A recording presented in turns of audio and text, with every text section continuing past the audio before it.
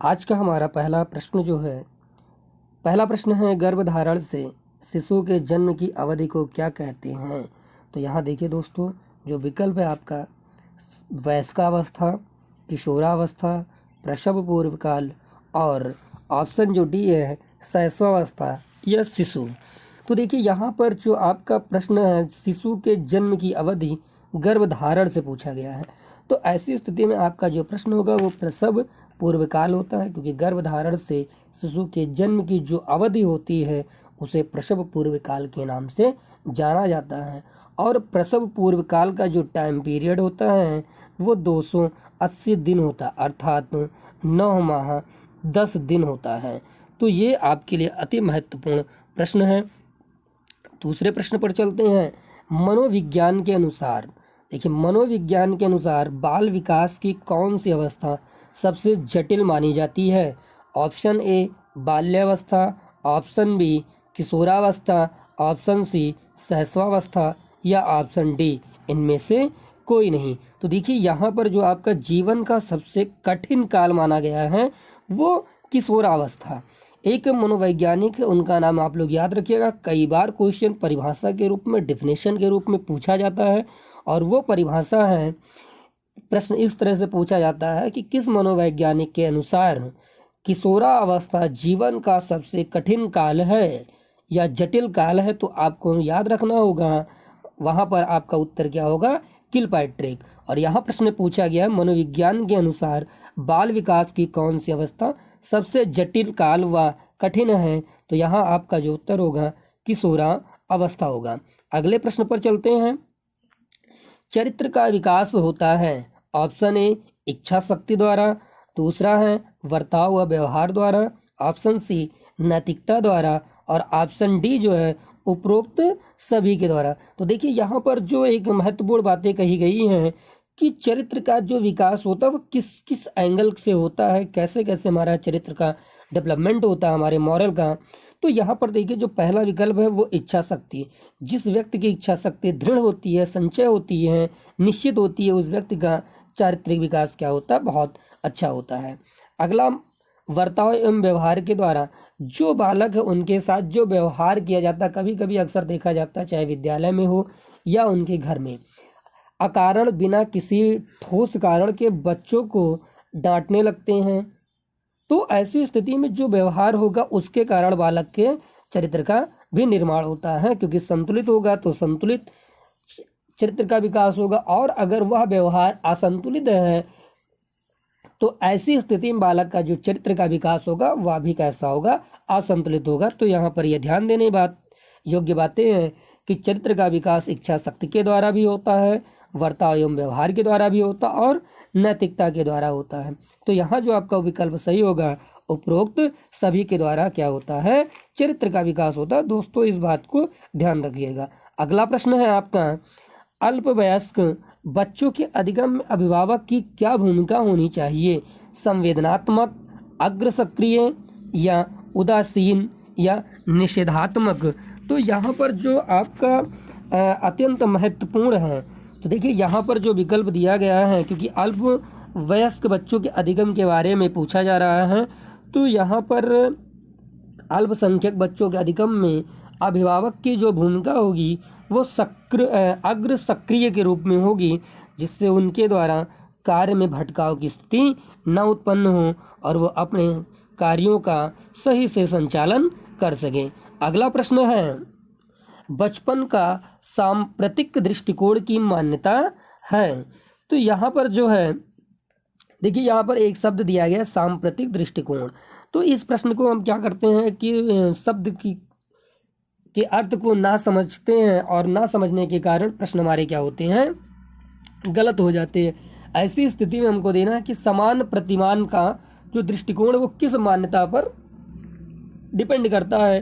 तो यहाँ जो आपका पहला विकल्प है वृद्धि एवं परिवर्तन की एक अनूठी अवधि है, या फिर विकल्प बच्चों को युवा प्राप्त वयस्कों के रूप में सबसे अच्छा माना जाता है, या फिर बहुत तरीके से बच्चे प्राप्त वयस्कों के बराबर हो जाते हैं, या ऑप्शन डी बचपन आधारिक रूप से प्रतीक्षा अवधि। तो देखिए यहाँ पर बचपन का जो समान प्रतिमान दृष्टिकोण की मान्यता है वो क्या है, ऑप्शन ए। क्योंकि बचपन की जो सांप्रतिक दृष्टिकोण की मान्यता है, बचपन वृद्धि एवं परिवर्तन की एक अनूठी पहल होती है, और यहाँ पर आपका विकल्प ए सही होगा। अगले प्रश्न पर चलते हैं। एक प्रासामान्य 12 वर्ष की आयु के बच्चे सबसे अधिक होना संभव करते हैं। तो देखिए यहाँ पर ऑप्शन क्या है, वयस्कों को खुश करने के बारे में दुश्चिंता की अनुभूति, दूसरा विकल्प है समकक्षी के अनुमोदन के लिए बेचैनी, तीसरा है कुल प्रेरक समन्वय में कठिनाई, या फिर डी विकल्प है अब और यहाँ में उसकी रुचियों को सीमित करना। तो देखिए यहाँ जो प्रश्न पूछा गया है कि प्रासामान्य आयु के बच्चों का सबसे अधिक होना संभव है, तो क्या संभव है इसके बारे में जो आप देखिए और चारों विकल्प पर गहन अध्ययन करिए। तो यहाँ जो आपका जो सबसे सटीक उत्तर है वो है समकक्षी के अनुमोदन के लिए बेचैनी, क्योंकि प्रासामान्य 12 वर्ष की आयु में सबसे अधिक होना पाया जाता है, क्योंकि यह पूर्व किशोरावस्था की है। क्योंकि आपको पता है कि 6 से लेकर 12 वर्ष तक की जो अवधि है, इस अवधि को हम लोग बाल्यावस्था के नाम से जानते हैं, और जैसे ही यह अवधि 12 वर्ष के बाद अर्थात 13 वर्ष से लेकर 18 वर्ष की जो अवधि होती है, यह अवधि किशोरावस्था के रूप में जानी जाती है। किसी किसी मनोवैज्ञानिक ने 12 वर्ष से भी माना है, तो इससे बहुत ज़्यादा इशू नहीं है, बहुत ज़्यादा इशू नहीं है इसका कि क्या माना जाता है। अब ये अवस्था अपने आप में इस महत्वपूर्ण बातों पर भी ध्यान देता है कि ये अपने क्लास में अपने कार्यों के प्रति अनुमोदन चाहते हैं, इसके लिए इसमें इनमें क्या होती है, एक बेचैनी उत्पन्न होती है। अगले प्रश्न पर चलते हैं। शरीर के आकार में वृद्धि होती है, शरीर के आकार में वृद्धि होती है कि संवेगात्मक विकास, शारीरिक और गत्यात्मक विकास, नैतिक विकास, संज्ञानात्मक विकास। तो जो यहाँ उत्तर होगा वो है आपका शारीरिक और गत्यात्मक विकास। अगले प्रश्न पर चलते हैं।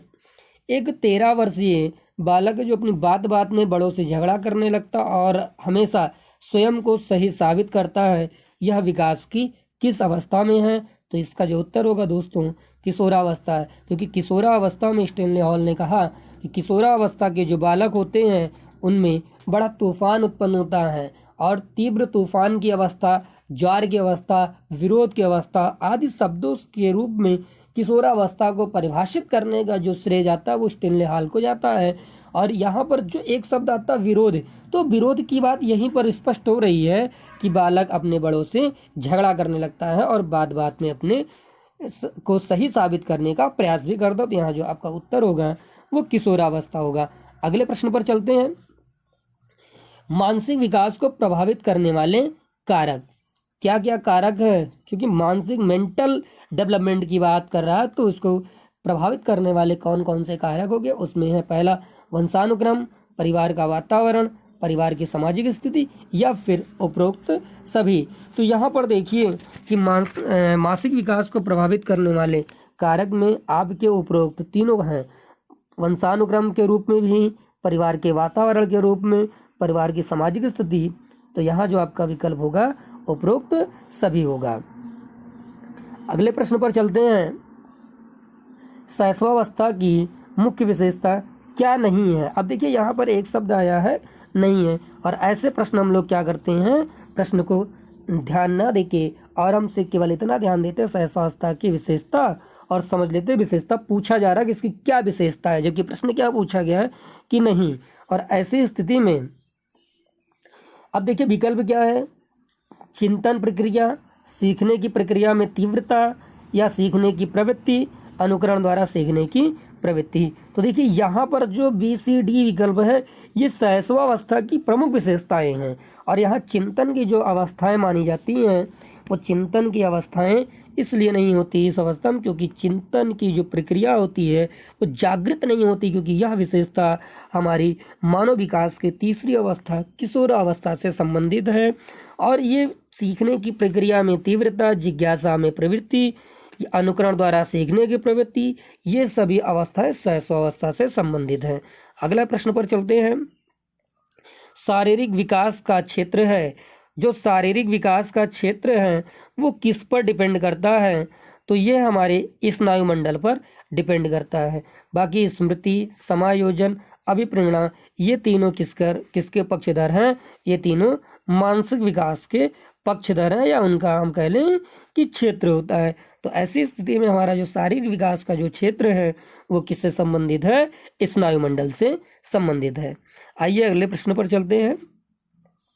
अगला प्रश्न है, तनाव व क्रोध की अवस्था मानी जाती है। देखिए ये बहुत रिपीटेड क्वेश्चन है, कई बार आया है। इसमें एक तरह से देखा जाए तो कोई महत्वपूर्ण तथ्य नजर नहीं आता, लेकिन महत्वपूर्ण प्रश्न जरूर है, क्योंकि ये कई बार बच्चे इसको क्या कर देते हैं कि यहाँ पर बाल्यावस्था उत्तर मार देते हैं। ठीक है, कभी कभी यहाँ ऑप्शन में क्या देता है? प्रौढ़ावस्था दे देता है, तो बच्चे यहाँ कंफ्यूजन की स्थिति में रहते हैं। तो तनाव और क्रोध की अवस्था क्या है? किशोरावस्था, क्योंकि अभी हमने ही बताया थोड़ी देर पहले कि किशोरावस्था तनाव, तूफान, विरोध की अवस्था है। किसने कहा है? स्टेनलेवाल। तो यहाँ जो आपका विकल्प होगा ऑप्शन सी होगा, किशोरावस्था। आइए अगले प्रश्न पर चलते हैं। विकास में वृद्धि से तात्पर्य है। तो देखिए यहाँ पर विकास में वृद्धि से तात्पर्य है, पहला विकल्प आकार, सोच, समझ, कौशलों में वृद्धि, वजन में वृद्धि, ऑप्शन तीसरा ज्ञान में वृद्धि, या ऑप्शन डी संवेग में वृद्धि। तो देखिए यहाँ पर बात की गई है कि विकास में वृद्धि से तात्पर्य है। तो देखिए यहाँ वजन में वृद्धि, क्योंकि वजन को हम तौल सकते हैं, नाप सकते हैं, लेकिन ज्ञान की वृद्धि, संवेग में वृद्धि या आकार में वृद्धि, क्योंकि ये सभी आपकी मानसिक होती हैं।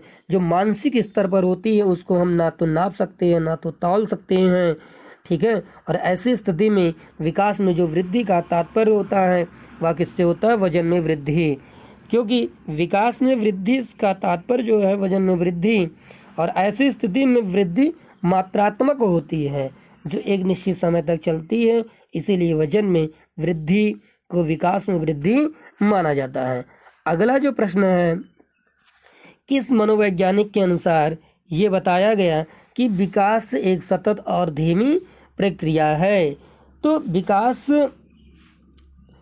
एक सतत और धीमी प्रक्रिया है, यह बात किसने बतलाया है? स्किनर महोदय ने बतलाया है। आज का और अंतिम प्रश्न है, बिंग व हंट के अनुसार, आज का अंतिम प्रश्न है, बिंग व हंट के अनुसार सर्वोत्तम रूप से व्यक्त करने वाला एक शब्द है परिवर्तन, और परिवर्तन शारीरिक, सामाजिक और मनोवैज्ञानिक होता है। यह जो परिभाषा दी गई है, यह परिवर्तन जो दिखलाई पड़ते हैं ये किस अवस्था में माने जाते हैं? तो इसका उत्तर क्या होगा? किशोरा अवस्था। आई होप आपको हमारा यह वीडियो पसंद आया। यदि पसंद आया तो लाइक करें, शेयर करें और सब्सक्राइब करें। धन्यवाद।